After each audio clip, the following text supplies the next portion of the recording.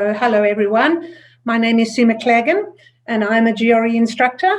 So I'm going to share my screen with you and go straight into 3 GRE questions. But what I've decided to do today is to focus on sentence completion because it takes a little longer with reading comprehension and so on, and I want you to get an idea of my style and an idea of. So I just want to go into my PowerPoint presentation, go into slideshow mode, and then start sharing. Okay.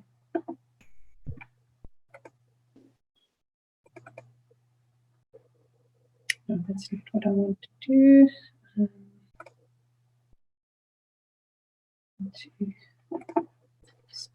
There we go.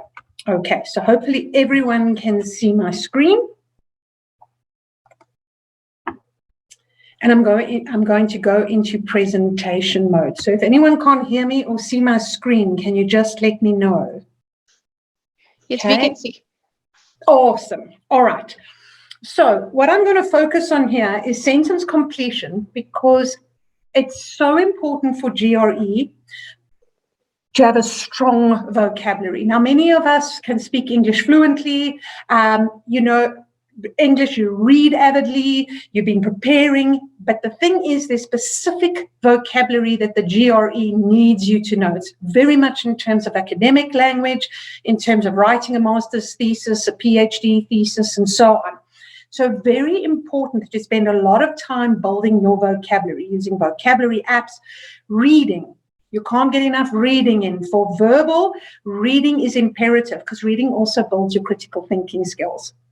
Okay, so today I'm going to focus on context because context is so important in your sentence equivalence and sentence completion questions, as well as vocabulary. So it's not a vocabulary test as much as it's about expecting you to have a strong vocabulary, but to have strong skills in understanding context. Okay, so here we're going to start with an easy one. All right. So we've got dominant interests often benefit most from blank of governmental interference in business, since they are able to take care of themselves. Sorry to interrupt you in mid. Your screen is not visible to us. The portion that you are reading, that is not visible to us. All right. Hold on a second. Let's share again. Okay. Is it visible now? Yeah. Super. Okay, I was just in the wrong screen. And when I do this, all good still. Fabulous. Okay, so here we have the question in front of us. Dominant interests often benefit most from blank of government interference in business, since they are able to take care of themselves if left alone. Now, we look at the words around that blank word without looking at the words first, okay? What context do I have? I have keywords saying dominant interests, okay? And then a little later, I've got this reason, since they are able to take care of themselves. Very important, since is a very key word, a transition word, okay?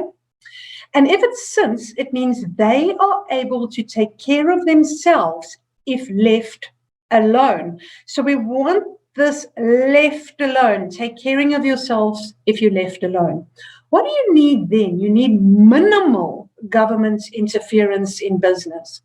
So the dominant interests often benefit most from minimal. Now I'm going to look for something that is going to be minimal, but okay, when I look at my words, I've got intensification, authorization, centralization, improvisation, and elimination. Now, I immediately, I have this aha moment. If we eliminate interference in business, government interference in business, you're left alone, aren't you, to take care of yourselves, like eliminating the need for parenting once a child is an adult, okay? So I like the word elimination, but I have to go by my process of elimination, if you excuse the pun, okay? And I go to A, intensification. Now, if I intensify something, I'm going to make it more intense. Okay, so we definitely don't want to intensify government interference. It doesn't fit in this context.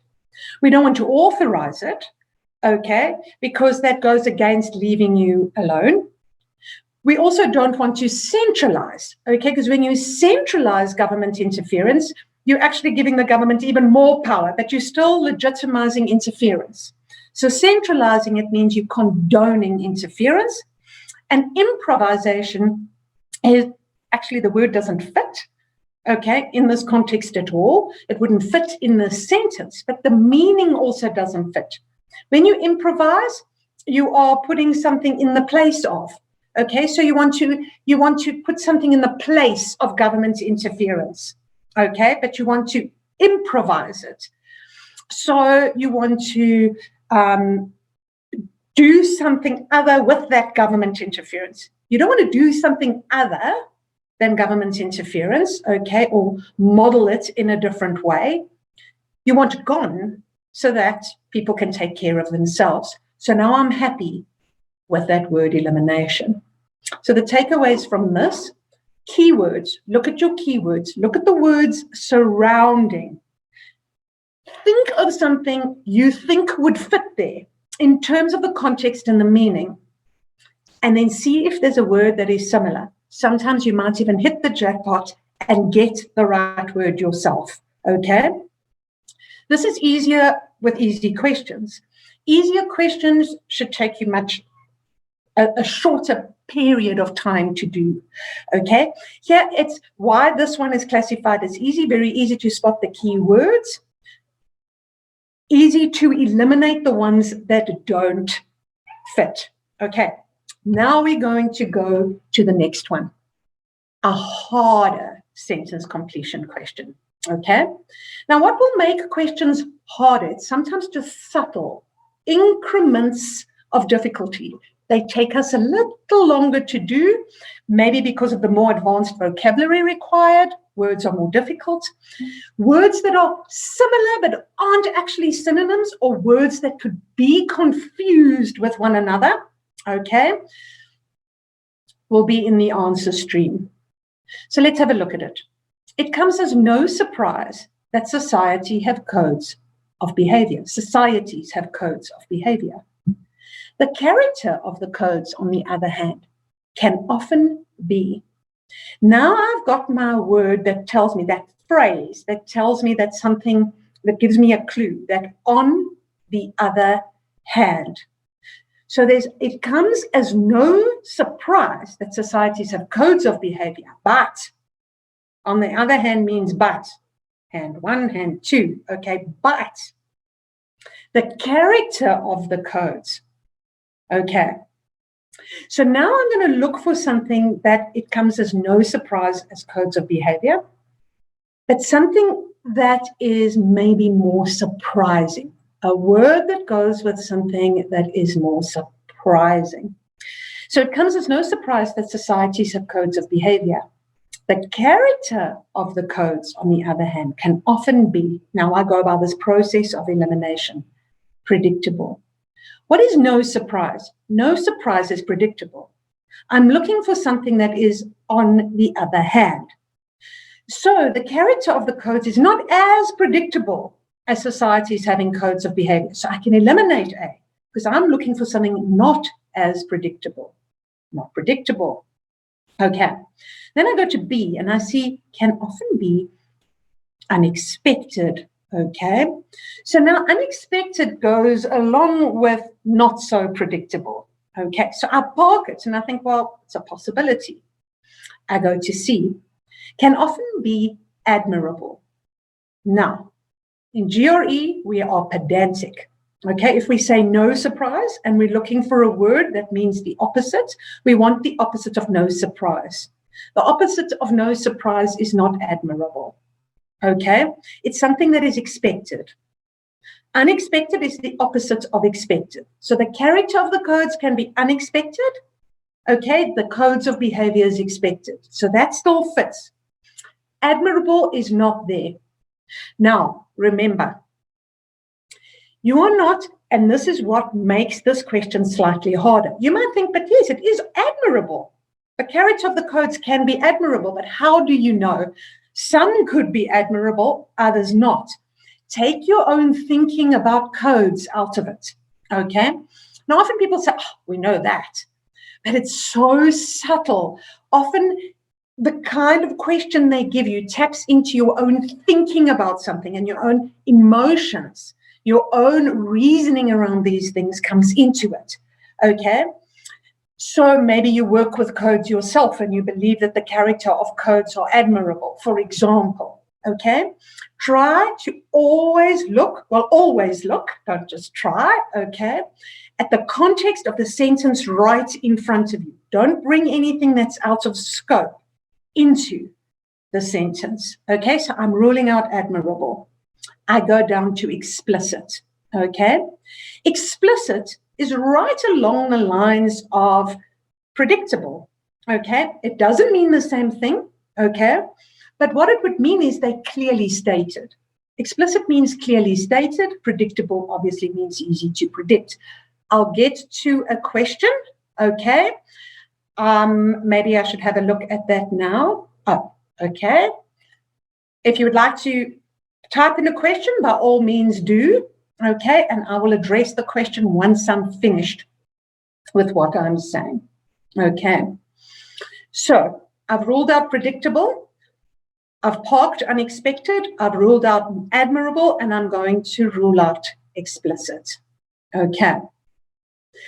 Now, I have a word there in E, confusing. Okay. But now I have to see. If I say no surprise, what does no surprise mean? It comes as no surprise.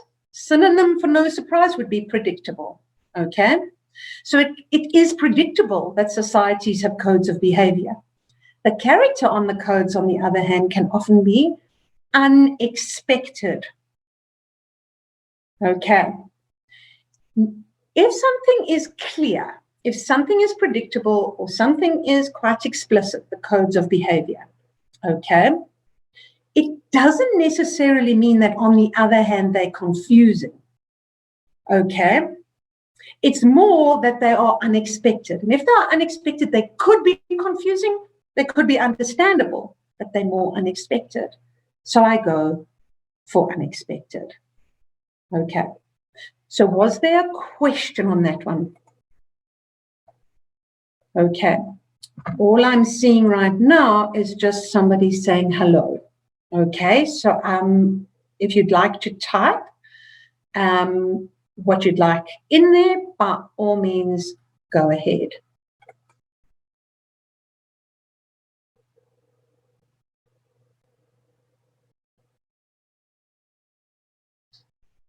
Okay. Always a good idea, check your answers. All right, and at this point, I'm just going to highlight the importance of doing mock tests and doing them over and over. As questions get harder, you can often think, yes, I've nailed it. I've got this question correct. And you don't. Okay. And you're sort of married to confusing and you're convinced it's confusing and you weren't looking at unexpected because there's so many similarities. Okay. So I hope I explained that one effectively there. Okay. Now, I need to get to the last one. Okay, so here we get to one that is considered hard. For some time now, blank has been presumed not to exist. Then I see a colon. I know that what is going to follow from a colon is usually an explanation of something that comes before that colon, okay? Or expands it. It's either an explanation, like a definition, or it expands on the reasons. Okay. What, for some time now, blank has not been presumed to exist. The cynical conviction that everybody has an angle is considered wisdom. Okay. Now, there's our definition of the word we're looking for. Okay. Something has been presumed not to exist. Okay. the cynical conviction that everyone has an angle is actually considered wisdom. Okay, so what do we believe doesn't exist if we have this cynical conviction on this, that everyone has an angle? Now, you already have to understand what is going on here. So what makes one harder is very much you need to have the level of English skills of a native speaker at an educated level, okay? Because what does everyone has an angle mean?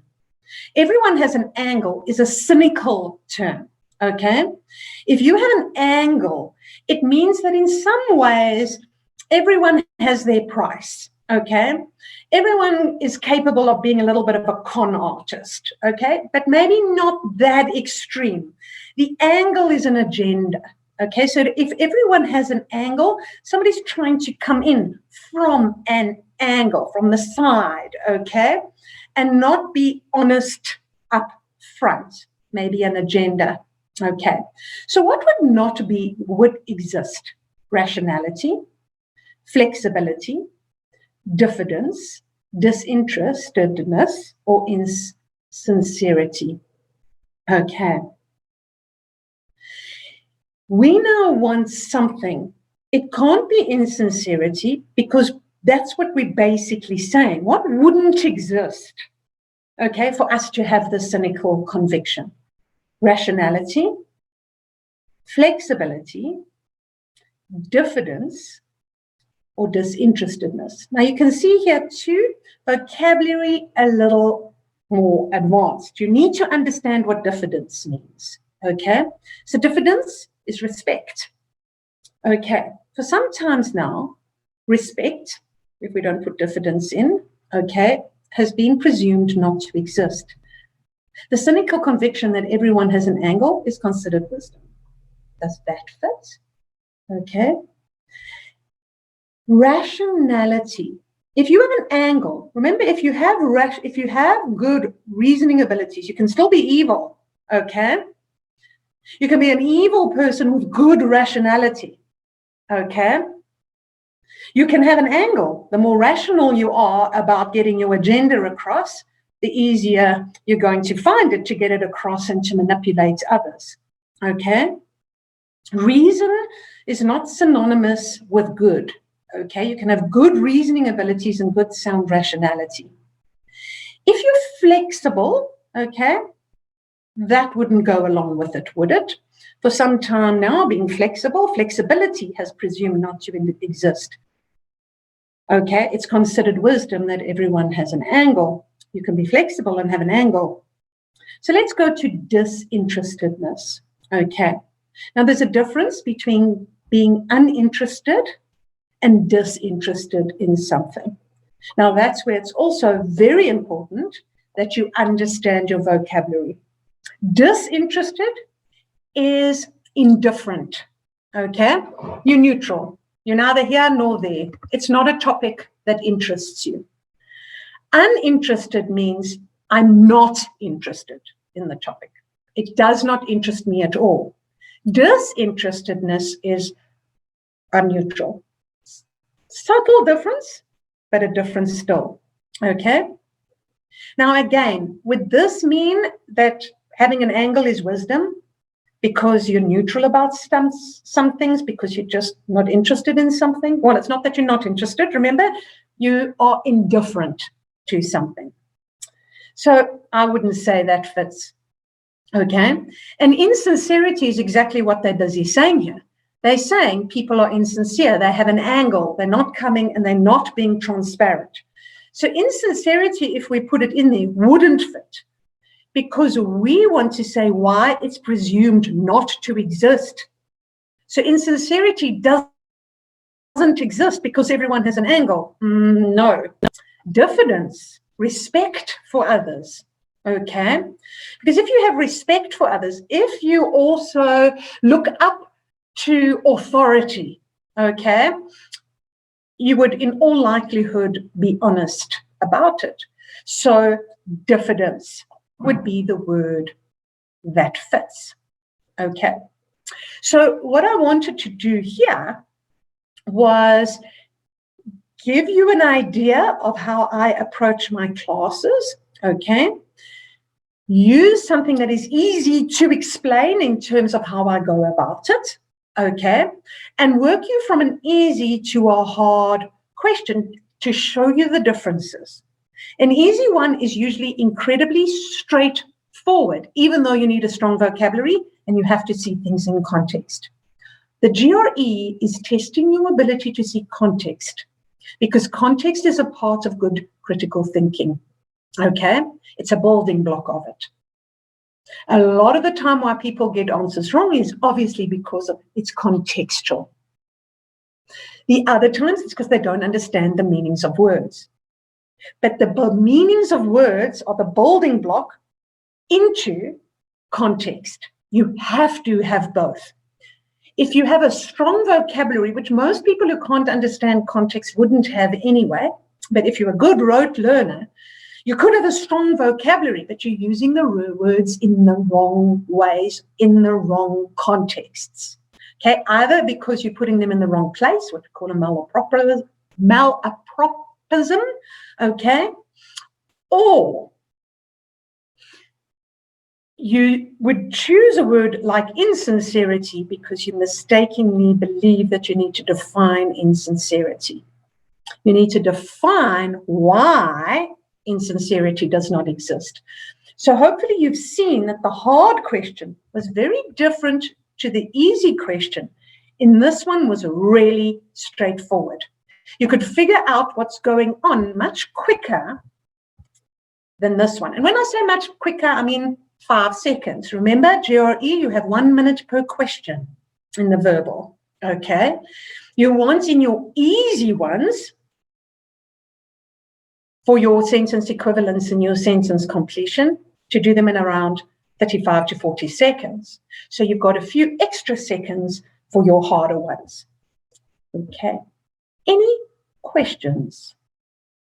So let me see if there's anything in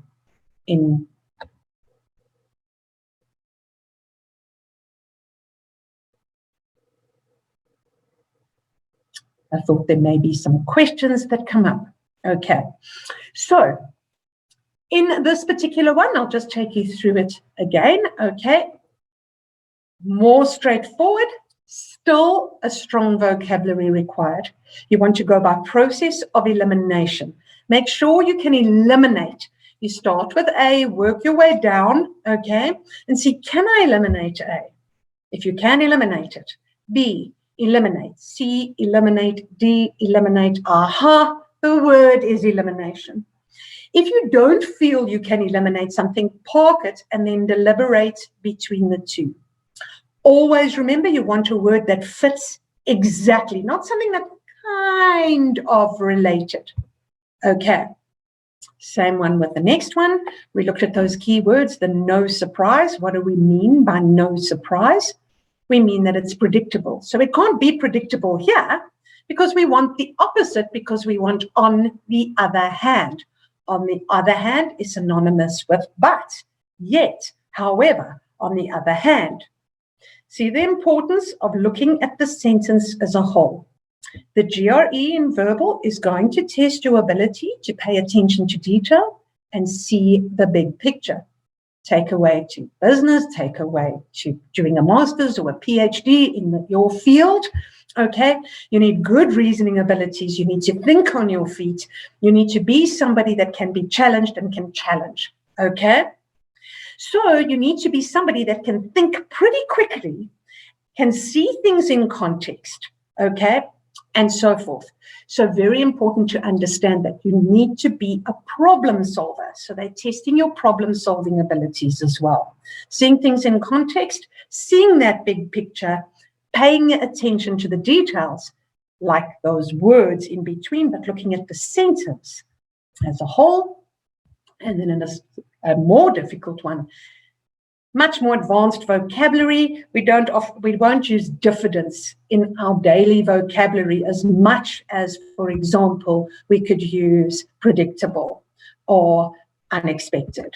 Okay, the same here. We would be using a word elimination a lot more often than we would use a word diffidence. Okay, So that's something that distinguishes a harder one, more advanced vocabulary. But again, also it's more in terms of first figuring out what's going on here. Takes you a little longer than it would in A.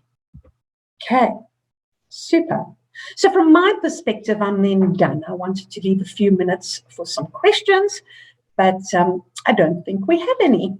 So I'm going to stop sharing over there.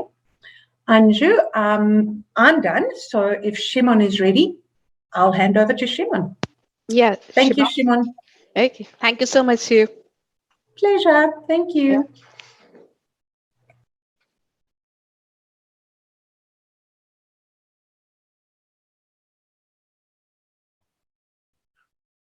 All right. Good afternoon, everyone. Welcome. I hope you can see, again, just to confirm that you can all see my screen. We are going to spend some minutes talking about GRE Quant, the GRE quantitative section and how to prepare for it. First, a quick word about myself. I hail originally from South America. I'm from São Paulo, Brazil, a bit of Portuguese accent. I live, just as Sue, we live in Johannesburg, South Africa. I'm originally a chemical engineer, but always with a great pendant for math and for math teaching. Always like that. That's been my call in life, I believe. And I've been doing for become a specialist on quantitative in tutoring for quantitative sessions on GMAT, GRE, SAT. I forgot to put it here, and math as well. Just that they have so much practice, but are prepared for the NMAT as well. It's been going, this slide slightly outdated, I should say, actually 20 plus years at this point in time. Help students, particularly in Brazil, South Africa, and I have assisted some Indian students as well. While tutoring for all these exams, what are the ideas? What are the goals? What is the mission? First of all, make sure that the student has proper grasp of the concept involved, that there is no question around it. Number two, that in terms of the GRE, that the student knows to navigate through the different types of GRE questions. We're going to see on the quantitative side, the GRE has 4 types of questions: quantitative comparisons, problem solving, more than one answer, and numerical entry. We're going to see 2 examples actually of 2 of those questions, types of questions. And certainly, and most important, provide the student with different pathways and methods to approach and solve questions. Not to advocate one certain way of doing, because after all, I'm not there with you on the test center or online, So the idea is that you choose, you are exposed to different ways of solving. Different people have different minds. Some people have a very algebraic mind, a very technical mind, and they feel safe with that approach. Others not. Others prefer a more concrete approach, less abstract. You understand? And the idea is not to push anything, because people are different and we're not kids at school anymore. But the idea is to expose students, and then each person should train with both ways, or even 3 or 4, sometimes different approaches, and then choose what sits best with him or with her. Okay.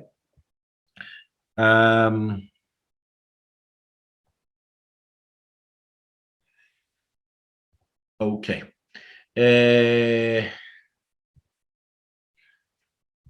That being said, let's go to a couple of examples and show a little bit how this all these apply in practice. I'm going to run the first example on quantitative comparison. Let's have a look first how it works. I'm not sure how much people are acquainted with the GRE exam or not. So I will explain from the beginning. This is a question, right? Hope everybody can see well. There is a graph, and there, X on XY plane, there's a bit of information underneath, and there is two quantities, quantity A and quantity B. You don't need to have a graph for every question, but on quantitative comparisons, you will always have quantity A and quantity B. And the multiple choice set is always the same. You're gonna answer A if quantity A is for sure greater than quantity B. You're gonna answer B if quantity B is bigger than quantity A for sure. You answer C if they're both equal. And look at this. If you're not acquainted with GRE, this is quite an interesting alternative. The relationship cannot be determined from the information given. So you might not know. You might not be able to determine. And that's correct. Okay, so that is the idea. This four-choice set is always the same every time you have comparisons. And in your GRE quantitative test, this is always the first questions that you get, usually the first 9 questions. Okay, so the idea is not necessarily to provide an answer, but to compare. And first of all, make sure that you're able to compare, and then compare properly. Let's have a look over here. So this is a question of coordinate geometry. You have a graph over here. That's how it was given, right? And there is the line makes an angle W with the x-axis, and you are given, this is part of the information. So everything above the quantities is information given. You need to operate with it. You're not asked to judge whether this information is correct or not. The information is correct. The graph is correct, maybe not drawn to scale. It's a different story. And the information is correct. The information says W is greater than 45 degrees. What is greater? Quantitative A, M plus N, or quantitative B to M, or they are equal, or you cannot tell. So what we need to do, what basically we need to approach and see what can we do with this. But best is to approach from what we have. So look here on your right-hand side. You're going to see an XY axis showing up.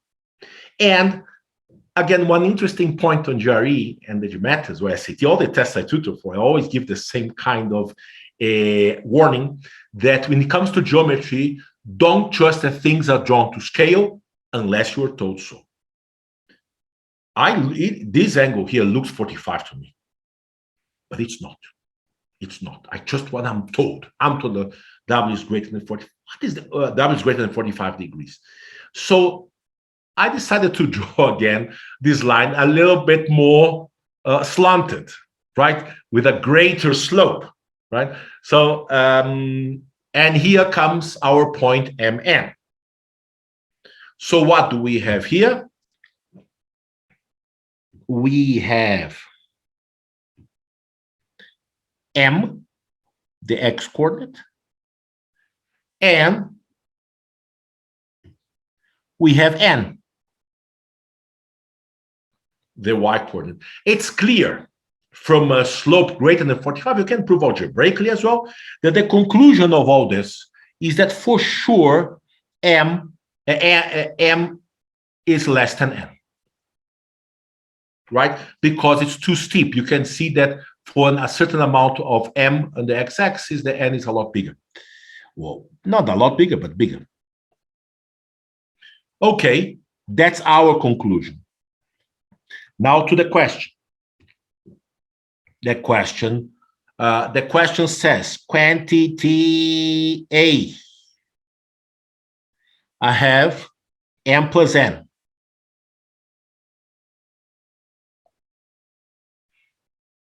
Okay, and on quantity B, I have 2M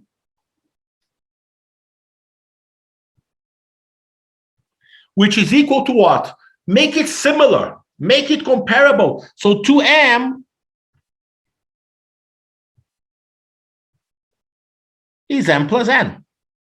So obviously, I'm not going to count with what is equal in between them. but rather what is different, right? Rather what is different. On quantity A, the M is being added to N, and on quantity B, the M is added to another M. After all, it's 2M, am I right? So that is the idea. So technically, when I'm comparing M plus N to 2M, I'm comparing M plus N to M plus M again, like in Maria. Maria plus Maria on quantity B, where Maria plus nose on quantity A. So what I'm really comparing, how I'm going to decide which one is bigger is going to be the second term, the one that I now highlighted in yellow. Let's have a look here. Yeah. Okay. Again, feel free to put any questions on the chat. But now, what is the comparison? The comparison is, as we know, that N is bigger than M. Maybe I should put the whole thing here. N is bigger than M, and therefore quantity A is bigger than quantity B. All right. I don't want to, what is the idea? I want to compare what's different. M, why did I cross out the first M? Because it's the same for both of them. Doesn't mean the quantities are the same, but means that that's not where the comparison lies. The comparison lies on the next point, where M is added to N on quantity A, and added to another M on quantity B. Oh, but from the graph, we know that N is bigger, and therefore quantity A is bigger. All right.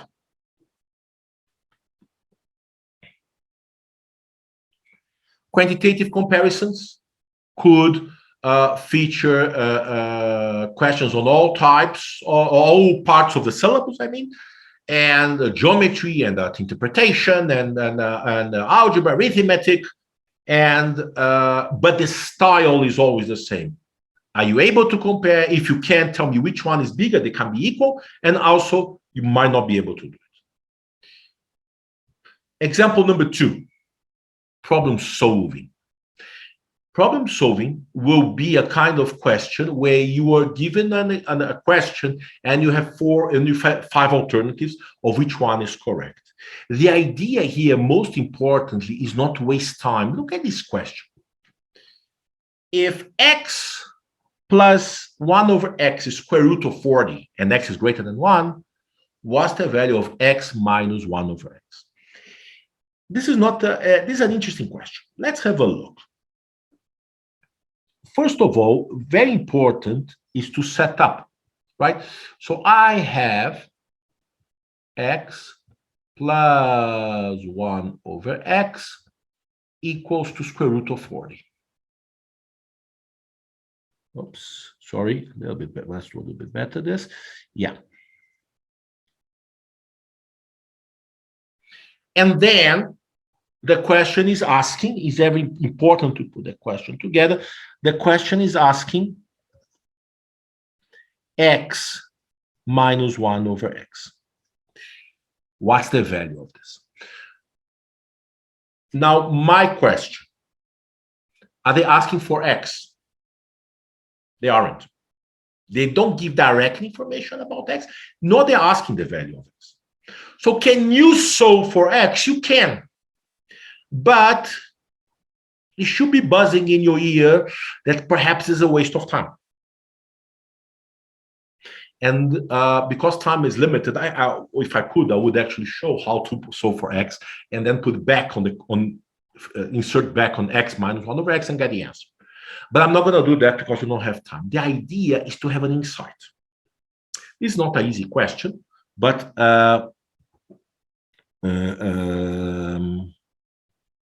this is not an easy question, but the idea is that an insight can help you a lot. What would be the case over here? When we have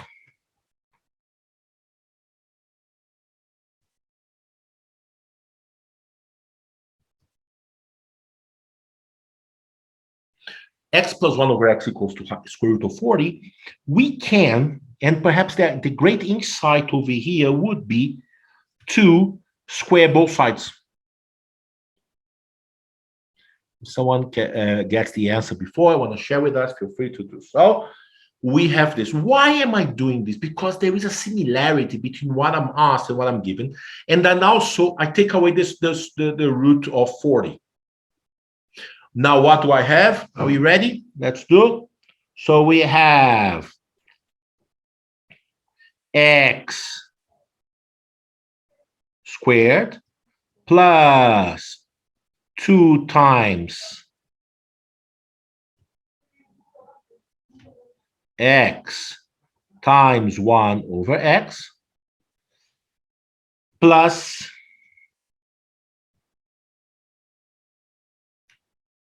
1 over x squared. And that beauty of beauties is what? It's 40. It's 40. Right? So what do we have now? What do we, first of all, this x cancel with this x.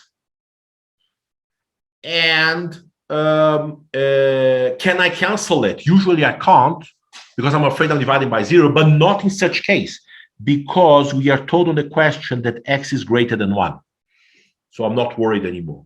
I'm not dividing by 0. So what do we have now? Finally, the end of the question will be here, x squared plus 1 over x squared equals to 38. Why? Because pass the 2 to the other side. And so what? Now the idea is that you can do the same thing with a question, right? So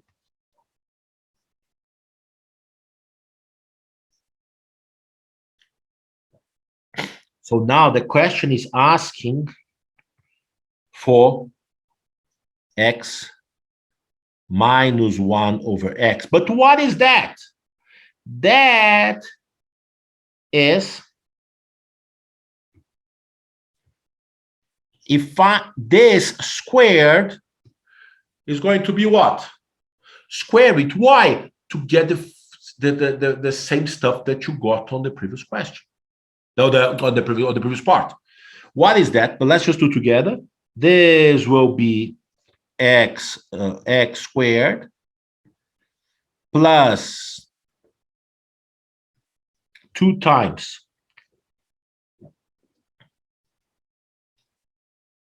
minus 2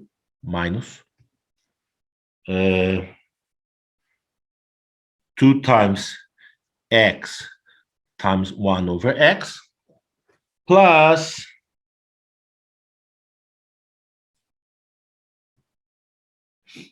1 over x squared. Do you see where I'm going? Because what happens now, the same x's get canceled out. But beauty of beauties, right? We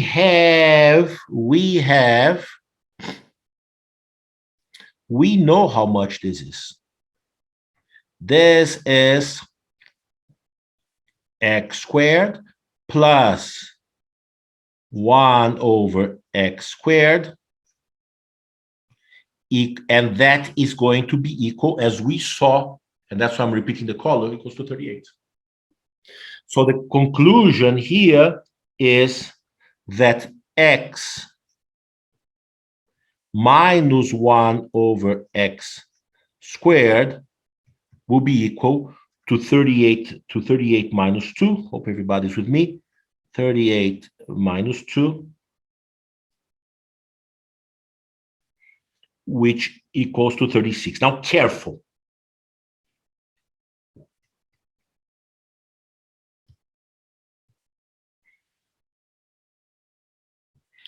So, what is the story? This there is an alternative 36 there, alternative E.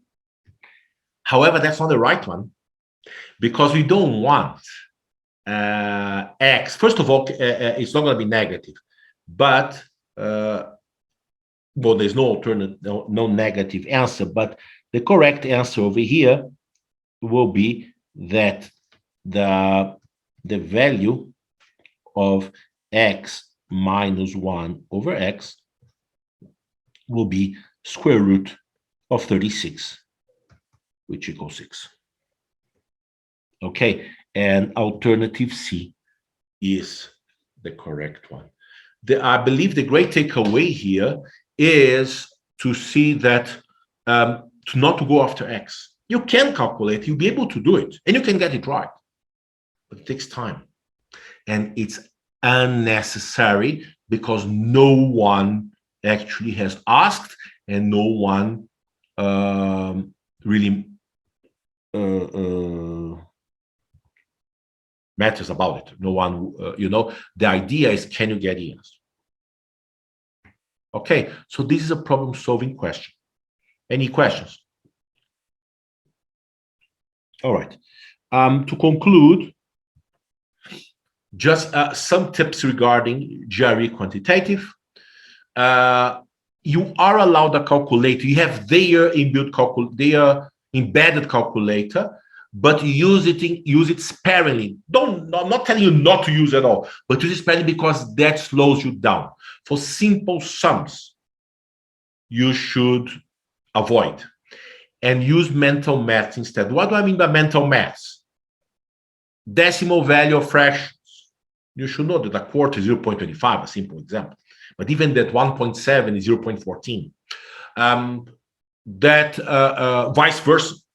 You get 0.3, use 3 over 10. Okay. Also, the squares of numbers. Should try to remember not just to 100, but even more. 12 squares, 144. 15 squares, 225. Also, some powers of 2, 3, 5, and including some roots as well. No, square root of 2 is 1.4 and a bit. Square root of 3 is 1.7 and a bit. You can use the calculator. You'll be able to get, but it takes time. So try to avoid. Again, I'm not telling you not to use, but use it sparingly. Second, as you could see from this past question, focus on getting the answer. There are many other. The fact that they don't look at the workings shapes our approach. We don't need to present the workings. We need to get the answer. Understand? So there are different courses we give. There are different ways, different interesting methods, and different very diverse, interesting ways to get to the answers. Avoiding a lot of work. Again, not that you cannot get it, but it can take your time and can take away your stamina.